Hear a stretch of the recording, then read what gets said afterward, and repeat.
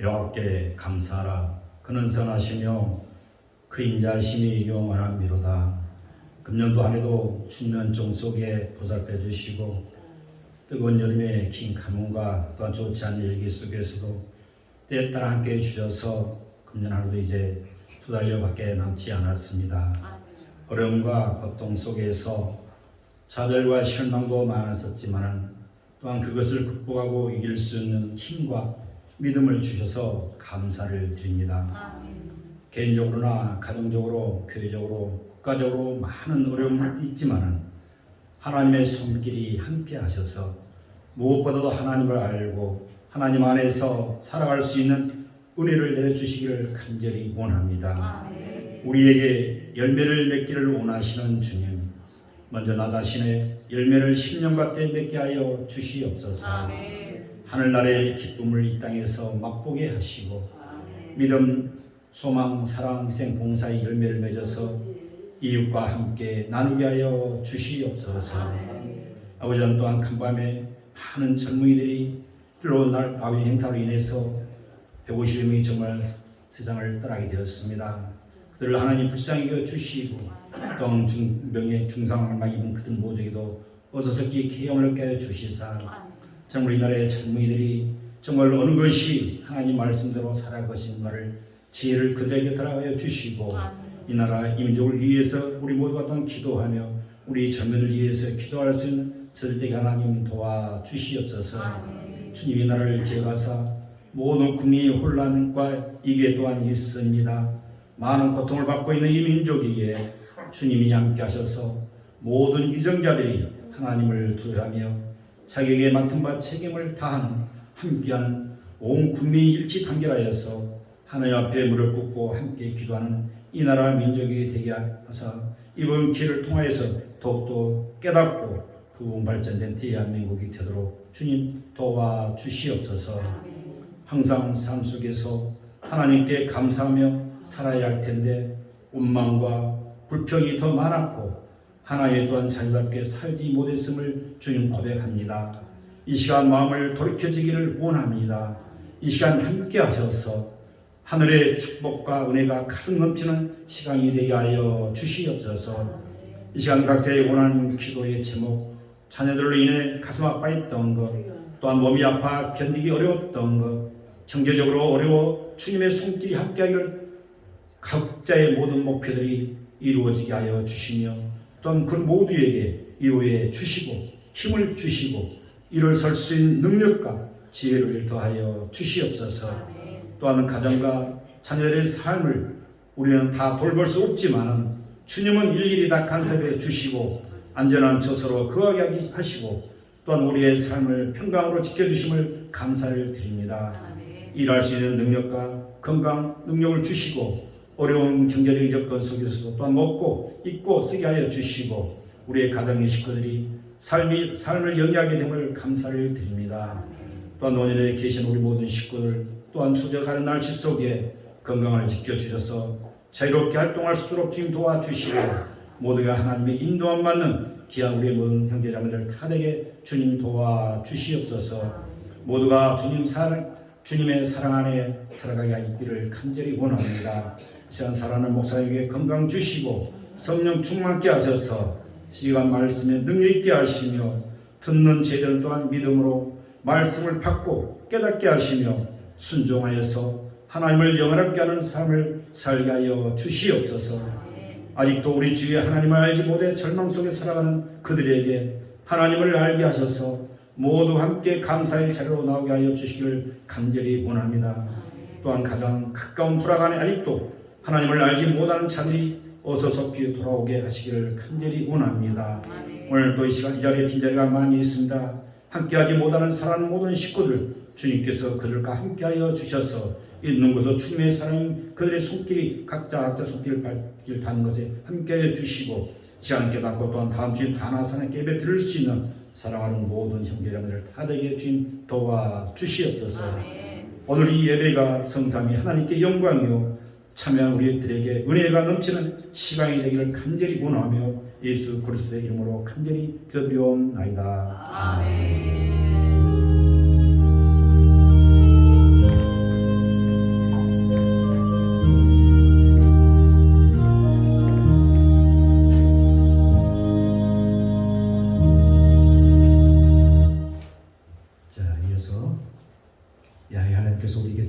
축복의 말씀을 보겠습니다. 마태복음 9장 16절로 17절까지 말씀. 제 성경책 신약성경 13면입니다. 자, 우리 두 절이니까요. 우리 두 절 같이 믿음으로 합독합니다. 생배 조각을 낡은 옷에 붙이는 자가 없나니 이는 기운 것이 그 옷을 닦으며 헤어짐이 더하게 되니요 새 포도주를 낡은 가죽 부대에 넣지 아니하나니 그렇게 하면 때가 터져 포도주도 쏟아지고 부대도 버리게 되리라. 새 포도주는 새 부대에 넣어야 둘이 다 보존되느니라. 아멘. 아버지 하나님 감사합니다. 한 주간도 하나님 가운데 이렇게 지켜주셨다가 이렇게 복된 날 주셔서 주님 앞에 나와 주님을 마음껏 찬송하게 하시고 주의 성을 높이며 또 생명의 말씀을 또 믿음으로 받게 하시니 감사합니다. 오늘도 부족한 점 하나님의 말씀을 되새고자 합니다. 성령님 도와주시옵소서. 가르쳐 주옵소서. 또 생각나게 하옵소서. 그래서 나에게 오늘도 꼭 필요한 말씀을 오늘도 공급하여 주시옵소서. 이 시간 성령님 모시고 인정하고 환영하고 모셔드리니 성령님 함께 하시고 동행하시고 성령께서 인도하여 주옵소서. 감사드리며 예수님의 이름으로 기도드리옵나이다. 아멘. 자, 할렐루야. 우리 한번 인사 나눌까요? 주님의 이름으로 사랑합니다. 주님의 이름으로 축복합니다. 당신은 하나님이 보시기에 귀한 사람입니다. 옥덩어리입니다. 할렐루야. 제 목소리는 오늘 걸걸하지요? 병원에 가서 검사하는데 코로나는 아니라고 그러네요. 독감이라고 그렇게 얘기를 하네요. 검사했는데 요즘 이게 독감이 또 같이 또 유행한다 보니까 건강에 좀 신경 많이 쓰시고 건강에 유의해지고 서로를 위해서 또 기도해 주시면 감사하겠습니다. 오늘 주님의 은혜가 저와 여러분 가운데 충만하게 임재하시기를 주님의 이름으로 축복합니다. 오늘 함께 은혜를 나눌 말씀의 제목은 복음과 전통과의 이해충돌이라는 제목을 가지고 함께 은혜를 나누겠습니다. 오늘 본문은 생배 조각에 대한 얘기 그리고 포도주에 대한 얘기 이 두 가지를 가지고 예수님께서 말씀하셨습니다. 오늘 이 말씀은 혼인잔치 이야기 이후에 이 다음에 말씀하신 내용입니다. 예수님께서 하신 말씀 중에 한 가지 한 가지가 다 우리에게 주는 교훈이 아주 굉장히 중요하고 또한 복음이 무엇인가를 아주 선명하게 복음이 무엇인지를 특별히 오늘은 복음이 무엇인지를 정확히 우리가 알아야 되는데 복음이 무엇인가를 아주 선명하게 말씀해 주는 그런 내용입니다. 오늘 본문에는 생배 조각을 낡은 옷에 붙이는 사람이 없다. 생배 조각을 낡은 그 조각에다가 낡은 옷에다가 붙이는 사람이 없다라고 그렇게 얘기를 합니다. 그래서 여기서 생배 조각은 그러면 과연 뭘까? 여기서 얘기하는 또 낡은 옷은 또 뭘 얘기할까 하는 것입니다. 오늘 본문은 여기 생배 조각이라고 하는 것은 바로 오늘 복음 얘기를 한다고 했죠. 예수 그리스도 바로 복음을 의미합니다. 복음을 의미합니다. 이 생배 조각이라고 하는 것은 복음 곧 그리스도 이것을 의미하고 이 낡은 옷이라고 하는 것은 의식 그리고 전통을 의미합니다. 어떤 율법이라기보다는 의식 전통을 의미한다고 볼 수 있습니다. 금식의 문제를 가지고 제자들이 접근하고 또 바리새인들이 접근하는데 이 금식이라고 하는 것은 율법에 기록된 것이 아닙니다. 그들이 전통적으로 만들어내는 그런 의식들이었죠. 그런데 그것 때문에 많은 사람들의 삶을 힘들게 하고 어렵게 하고 또 그들을 유선자로 만든다는 것입니다. 왜냐하면 그들은 전통적으로 화요일날 그리고 금요일날, 화요일날, 목요일날 늘 금식의 날로 선포를 하고 그를 지킵니다. 마치 전쟁터에서 사울왕이 금식을 선포함으로 구약에 보면 그 아들 요나단의 입장이 곤란해가지고 그 군사들이 힘이 없어서 굉장히 어려움을 겪는 내용이 나와 있습니다. 사람이 일주일에 2번씩 금식을 하면은 삶이 어떻게 되겠습니까? 일주일에 2번씩 금식하고 여러분 사람이 어떻게 힘이 있을까요? 그런데도 불구하고 그들은 경건 훈련이라고 해가지고 화요일날 그리고 목요일날 늘 금식하면서 보내는 것이 그들의 전통적인 관습이었습니다. 그러다 보니까 그런 것들을 지키기가 힘드니까 마치 금식을 하지 않고서도 금식한 것처럼 때로는 얼굴에 수심이 가득하기도 하고 때로는 금식한 사람처럼 힘이 없이 걸어다니도 금식하면 힘이 없는 것처럼 걸어다니도 힘이 없이 걸어다니기도 하고 사람이 분명히 음식을 먹었어요. 분명히 금식 날인데 음식을 먹었어요. 그리고 먹었음에도 불구하고 마치 금식한 것처럼 사람들에게 그럽니다. 나 오늘 금식했어. 나 오늘 금식한 사람이야 라고 얘기를 하는 것입니다. 의식하는 것이죠. 실제로는 금식하지 않고서 금식했다고 얘기를 하니까. 그렇죠. 그래서 사람들을 자꾸 뭘 만들어요? 유선자로 만듭니다. 유선자로 만들어요. 실제 율법에는 금식에 관한 이야기의 내용이 그리 많지 않습니다. 실제 율법에는 모세가 시내산에서 금식을 한다든지 또 느헤미야가 금식을 한다든지 또 에스더가 금식한 내용이 물론 있습니다. 거기 보면 금식한 내용들이 있죠. 이 금식이라고 하는 것은 하나님을 만나기 위한 간절한 표현이기도 하죠. 그런데 이런 것들을 그냥 의식이라든가 전통이라든가 관례로 이렇게 만들어 가지고 이제 그것이 마치 하나의 법으로서 만들어져 가지고 지켜지고 있다는 것입니다. 그래서 그게 딱 매여가지고 살도록 신앙생활 하면서 그렇게 해서 의식하도록 만든다는 것이죠. 그래서 사람들이 그것 때문에 굉장히 죄를 많이 짓고 또 유선자가 되는 그런 결과가 된 것입니다. 예수님께서는 율법을 완성하러 오셨지만 이 의식이라든가 전통을 완성시키러 오시지는 않았다는 것이죠. 때로는 그런 의식들이 복음의 본질을 훼손할 때가 참으로 많습니다. 그래서 우리가 복음과 이 의식, 이 전통이 충돌할 때는 성경에는 뭐라고 얘기하냐, 오늘 본문에도 얘기하지만 이 둘 다 무너지고 서로 옳다고 변론함으로 말미암아 어려움을 겪는 것으로 성경은 우리에게 말씀하고 있습니다. 전통과 그리고 복음과 전통, 의식을 서로 짜맞추다 보면 어떻게 되냐면 둘 다 완성되지 못하고 찢어지고 무너질 것이라고 예수님께서는 말씀하고 있는 것입니다. 예수님께서는 항상 말씀하셨습니다. 예수님은 본질에 대한 본질을 항상 쫓아가셨습니다. 본질.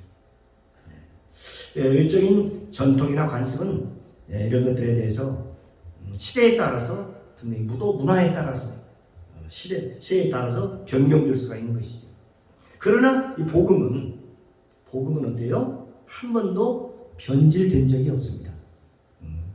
똑같다는 것이죠. 그래서 변함이 없는 것이죠. 율법도 마찬가지입니다. 율법도. 하나님께서 우리에게 말씀하시면 율법의 일점일획도 변함이 없다. 그렇게 말씀하십니다. 이런 전통과 관례와 의식이라고 하는 것은 이처럼 우리가 시대에 따라서 자꾸 변형이 된다는 것입니다. 자꾸 바뀌게 된다는 것이죠. 전통이라는 자꾸 시대에 따라서 바뀌게 된다는 것이죠. 옛날에 그리스도인들은 다 예배를 드리고 지금 의자에 앉아서 예배를 드리지만은 처음에는 다 무릎을 꿇고요. 그리고 예배를 드렸습니다.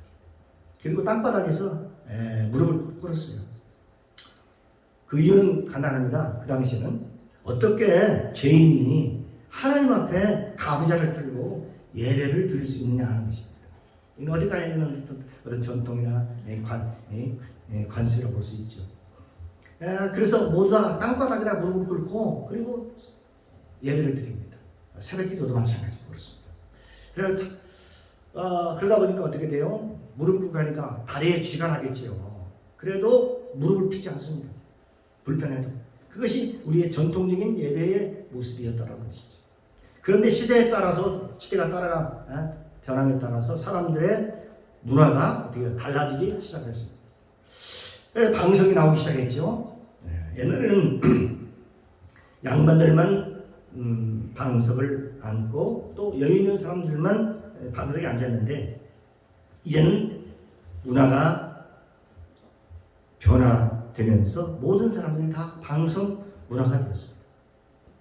그래서 그 방석에 사람들이 앉았을 때는 죄인이 어떻게 방석에 앉을 수 있느냐라고 하는 것입니다. 그래서 이 방석 교회에서 말입니다. 파가 바울파, 그리스도파, 아볼로파 다 갈라지지만 말입니다. 방석파, 또 맨바닥파가 싸워가지고 교단이 나눠졌다는 것입니다. 이게 우리 한국 교회의 실제의 현실적인 그런 모습이었습니다. 그렇습니다. 그로 인해 교단이 나눠지고 말았죠. 그래서 맨바닥파, 그다음에 방석파. 그런데 그 방석 이후에 다시 또 뭐가 나왔어요? 의자가 나왔습니다. 이 의자에 앉아야 되느냐, 예배를 드릴 때 의자에 앉아야 되느냐, 방석에 앉아야 되느냐, 이걸 가지고서 또 싸우기 시작합니다. 그래서 의자파, 방석파, 맨바닥파, 그래가지고 서로 옳다고 싸우는 거지. 사람들은 각자 자기가 경험한 전통이 그게 정답이라고 생각을 하고 있는 것이죠. 그런데 예수님께서는 항상 본질에 대해서 말씀하셨습니다. 이 성경을 자세히 보면 예수님은 그 본질이라는 것을 굉장히 중요하게 생각했다는 것입니다. 그래서 새 것과 낡은 것을 억지로 서로 접목하려다 보면 둘 다 찢어지고 문제가 된다. 그렇습니다. 새 시대는 새로운 옷을 입고 우리가 사는 것이죠. 우리가 경험한 전통도 마찬가지고 우리의 인식도 마찬가지입니다. 우리의 삶도 마찬가지입니다. 우리 신앙생활도 마찬가지죠. 우리는 자녀들과 부모들이 대화가 잘 안 된다고 그렇게 얘기를 합니다. 제가 경기도 양주에서 목회를 할 때에 있었던 일입니다. 저녁에 산책을 하는데 어느 아버님이 아이를 데리고 산책을 하는 거예요. 그런데 아빠가 끊임없이 혼자서 아들은 듣기만 하고 계속해서 얘기를 하는 거예요. 그래서 아빠가 생각하기에 이러이러하답니다. 그래서 계속 그 아들이 얘기를 하는 겁니다. 저는 그때 생각했습니다. 그 부모가 아마 초등학교 학생 아이에게 하나하나 뭘 몰라서 가르치나 보다 그렇게 생각을 했어요. 그리고 제 뒤를 한번 돌아봤는데 그 아이가 아버지보다 훨씬 키가 더 큰 거예요. 제가 볼 때는 벌써 그 아이가 벌써 대학교 정도 다니는 것 같아요. 분명히 대학생 같은데 그 아이에게 계속 아빠가 뭐라고 하냐면 훈계조로 계속해서 이 말은 이게 옳고 저 말은 저게 옳아. 계속해서 이렇게 해라 저렇게 해라 하면서 이렇게 하는 게 옳은 거다라고 하면서 그렇게 얘기를 하는 겁니다. 제가 그걸 들으면서 제 속이 답답해 오는 걸 느꼈습니다. 제 속이 답답하고 힘이 드는데 저 아이는 얼마나 힘들까. 부모니까 대적하지도 못할 것이 그냥 부모 얘기하니까 듣기는 듣겠지. 저 아이는 그 얘기를 계속 들으면서 얼마나 아빠에 대해서 어떤 생각을 갖고 있을까? 여러분 꼰대라는 얘기 들어보셨죠? 아이가 볼 때 아이고 우리 아버지는 꼰대야. 이런 생각을 여러분이 가질 수 있는 것이죠. 물론 아빠니까 그 말을 듣기는 듣습니다. 그러나 얼마나 그 얘기를 들을 때에 힘이 들을까 하는 것입니다. 내가 들어도 이게 힘이 든데 그 아이는 얼마나 힘들까. 물론 그 아빠는 지금 무슨 얘기가 아니라 자기의 살아왔던 방식을 얘기하는 것이죠. 자기가 살아온 얘기를 지금 하는 것입니다. 자기가 살아온 얘기가 맞으니까 너도 이렇게 살아라. 나처럼 살아야 된다. 그렇게 얘기를 하는 것이죠. 그런데 그 아이는 아빠가 살아온 그 시대가 아니죠. 지금 그 아이는 지금 새로운 시대에 사는 아이입니다. 그 아이가 살아갈 세상은 아빠가 살아가는 그 세상이 아닌 것이죠. 새롭게 다가오는 세상, 그들이 보고 경험한 그 세계에 살아가는 아이들이라는 것이죠. 그런데 왜 엄마 아빠는 자기가 살아온 기준으로 그 아이에게 강요하고 그거를 설득하려고 할까요? 그 모습을 보면서 참으로 답답함을 느꼈습니다. 참으로 힘들겠다. 그러면서 그 아이들이 아빠하고 부모님과 대화가 잘 안 통하는구나 라는 것을 느낄 수 있었습니다. 사랑하는 성도 여러분, 이 세상에 관습이나 전통이라고 하는 것은 언제나 변형될 수 있습니다. 바뀌어진다는 것입니다. 언제나 시대에 따라서 또 세대에 따라서 바뀔 것입니다. 옛날에 저희 군대 생활할 때도 그렇습니다만, 군대 생활할 때 구인들이 못 견뎌가지고 탈영을 하는 경우가 있습니다. 그런데 그 구인들이 탈영할 때 무엇 때문에 탈영하는가 보니까 그러니까 대체적으로 이성 친구, 여자 친구 때문에, 이성 문제 때문에, 또는 군대에서 구타가 심해가지고 맞았어, 힘들어가지고 그래서 탈영하는 경우가 있죠. 그런데 요즘 서울의 그 강남에 사는 아이들이 이제 군대를 가가지고 보니까 탈영하는 그런 애들이 많다고 그래요. 그래서 왜 그들이 탈영하는가 하고 봤더니 그 강남에 사는 아이들이 탈영하는 이유가 좀 우습습니다. 샤워장이, 군대에 샤워장이 안 좋아서, 아니 목욕하라고 하는데 샤워장이 안 좋으니까 이게 너무 힘들다는 거예요. 그래서 탈영을 한다는데 여러분 그게 이해가 되십니까?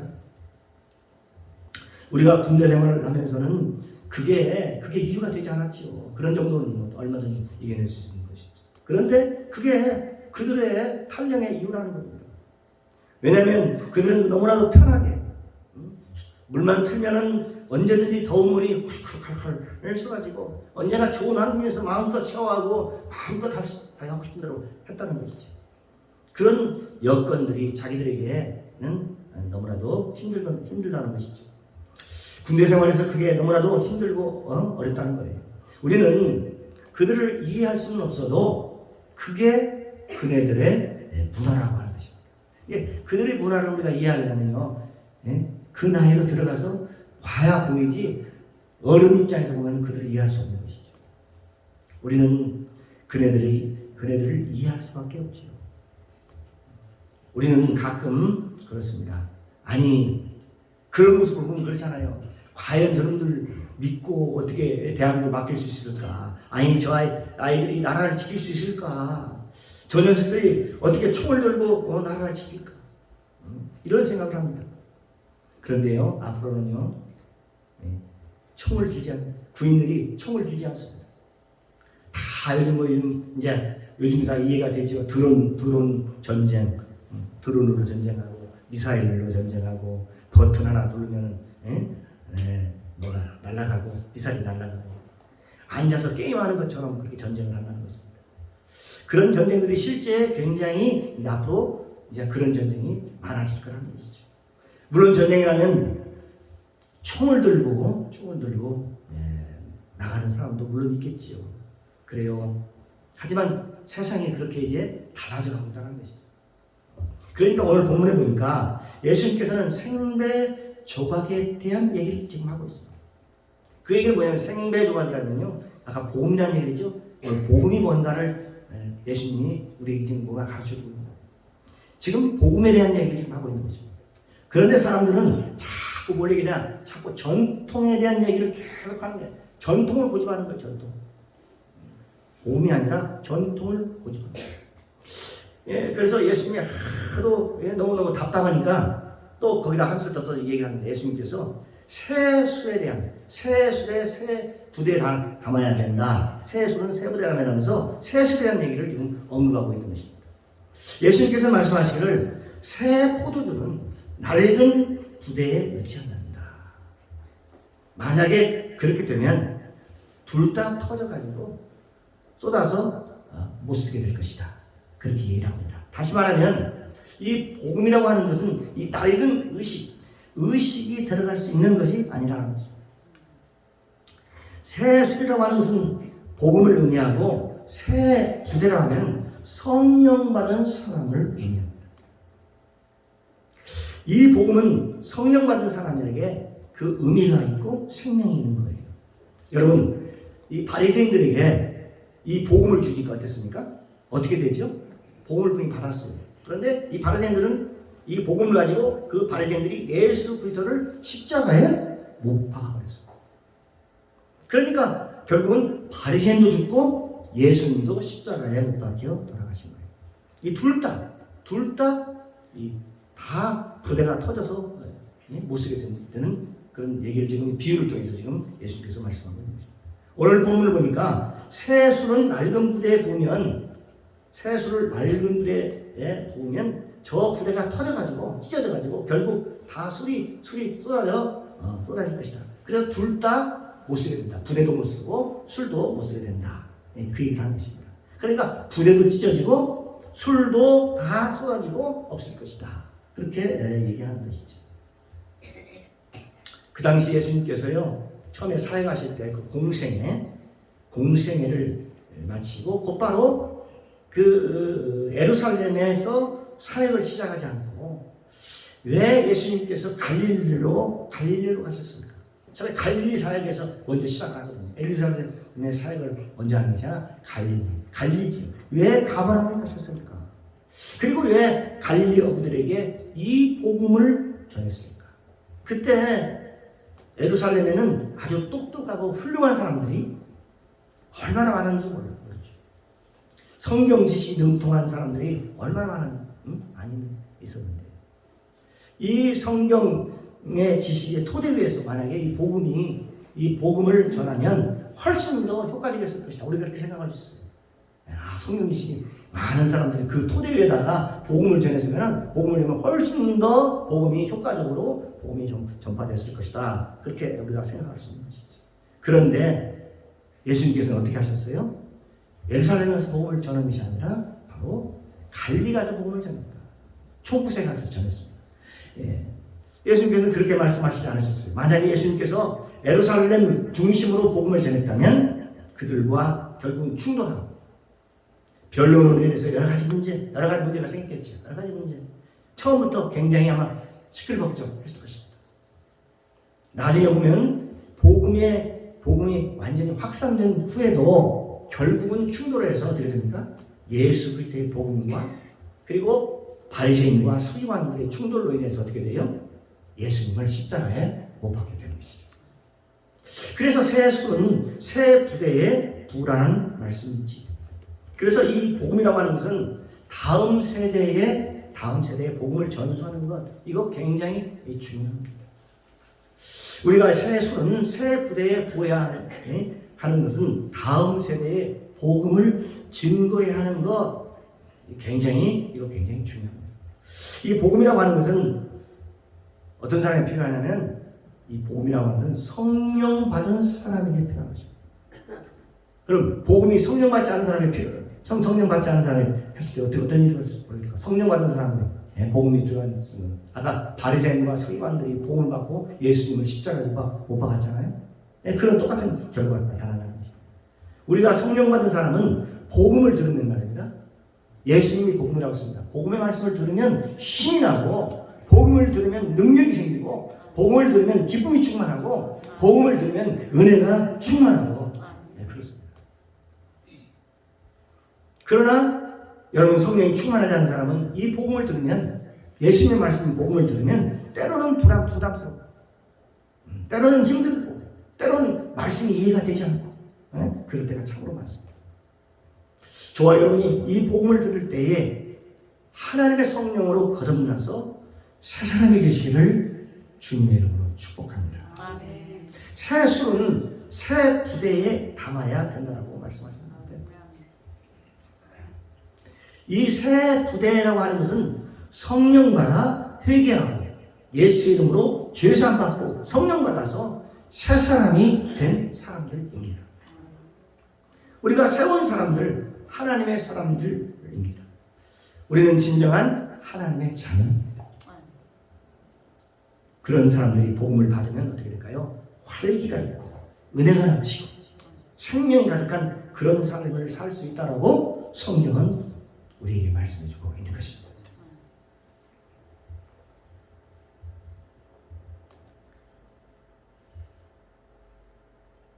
사랑하는 성도 여러분, 오늘도 저와 여러분이 이 복음으로 부장해서 이 복음을 깨달아야죠. 이 복음을 듣고, 골로새에 보면 골로새 1장 6절에 있죠.